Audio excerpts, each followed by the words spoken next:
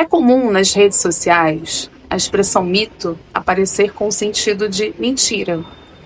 Mas no corte de hoje, eu quero evidenciar que a ideia de mito é uma das facetas da mística, ou seja, mito, magia e religião.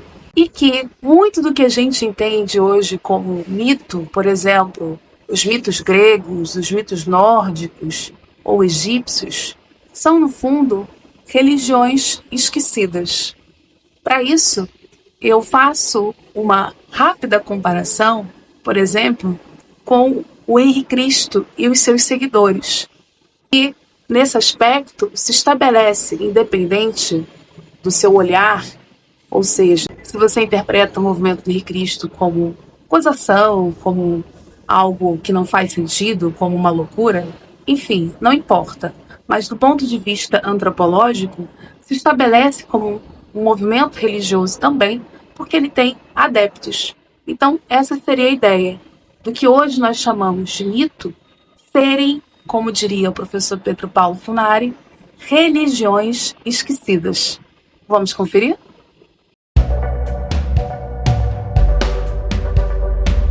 Se você hoje, com muita tranquilidade, assume, quando você diz Grécia, né, as narrativas dos deuses, as epopeias dos semideuses, gregas, você vira e fala assim, isso é mito.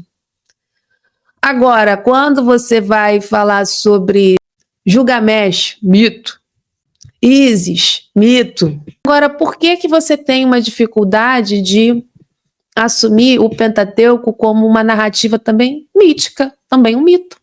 Por quê? Porque o cristianismo está aí, de pé. Né? Não só o cristianismo, mas também nós temos o judaísmo, ou seja, nós temos pessoas que acreditam nesses textos como uma verdade de fé. Mas se a gente voltar no tempo, também nós tínhamos indivíduos que eram adoradores, eram seguidores, acreditavam em divindades como Ísis, Osíris, Ra, e por aí vai.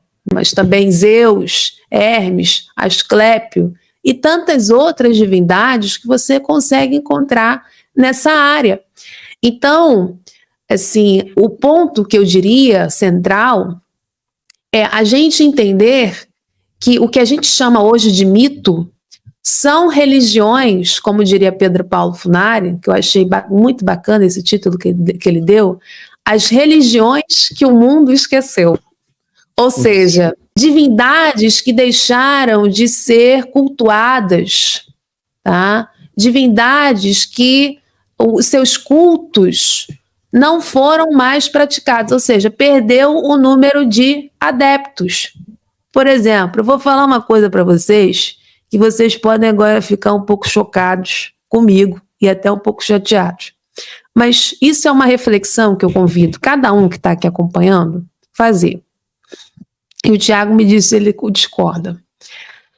O Henri Cristo, gente, tá? O Henri Cristo, ele talvez seja um dos personagens mais icônicos aí dessa virada do século XX para o século XXI no cenário brasileiro. Mas eu pergunto para vocês, o Henri Cristo, ele é um personagem mítico? Não. O Henri Cristo está aí. Ele realmente é uma pessoa de carne e osso e que conseguiu estabelecer um culto em torno dele. Ele diz lá que ele é o Jesus reencarnado e ele tem seguidores. Então, por mais que você de fora, achando aquilo um absurdo, tirando sarro, né? Outro dia eu vi um vídeo do pessoal tirando sarro do Henri Cristo, mas o Henri Cristo tem um culto estabelecido, tem pessoas que o visitam, tem pessoas que o acompanham. Por mais que você diga, mas aquilo dali é tudo contratado, aquilo é tudo pago. Se não é, historicamente falando, sociologicamente falando, mais especificamente, antropologicamente falando, não interessa. Interessa que é um culto que foi estabelecido dentro do cenário brasileiro.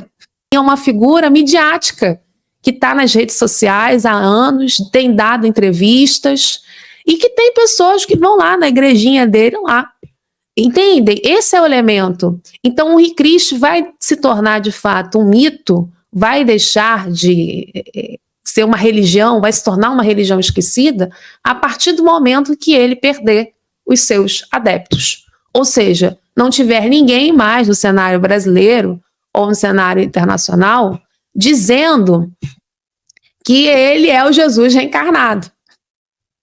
É isso que vocês precisam entender. Então, por exemplo, o culto a Ísis, o culto a Osíris, não cabe a mim, como historiadora, virar e falar assim, não, lá no Egito era tudo um bando de mentiroso.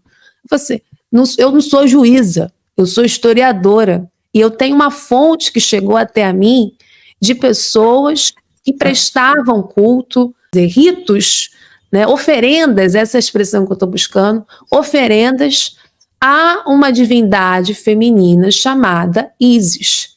Que essa Ísis tinha uma força metafísica, que esse indivíduo acreditava, arrumar o Joãozinho. Eu faço uma poção lá do amor, falei assim, que vai amarrar a Ísis magicamente, religiosamente, vai amarrar e trazer o Joãozinho para mim.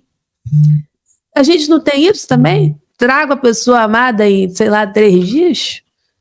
Tem pessoas que fazem, então, entendem? Então, a diferença é que eu não tenho mais um adorador que evoca Ísis. Agora eu tenho, que evoca o Henrique Cristo, quem vai invocar.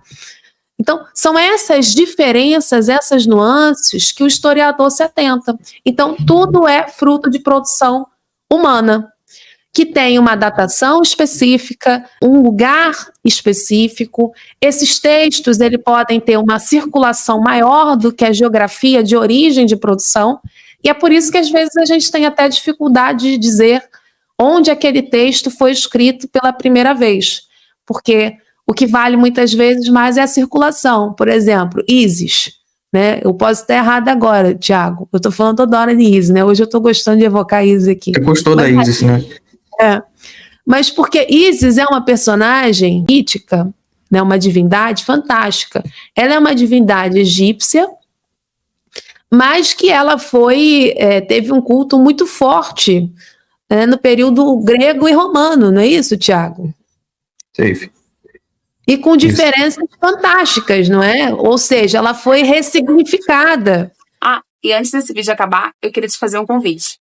Entre os dias 17, 18 e 19 de junho, ou seja, esse mês, eu vou estar fazendo uma maratona de lives sobre a série The Chosen, uma análise histórica. Se você já assistiu ou tem ouvido muito falar, não fica de fora. O evento é gratuito, mas é necessário inscrições que estão aqui na descrição. E, aproveitando, se você gostou desse vídeo, não se esquece de deixar um like, se inscrever no canal, compartilhar esse vídeo com amigos e familiares e que tal se tornar membro do canal. São 3 categorias, só escolher a sua. Até a próxima!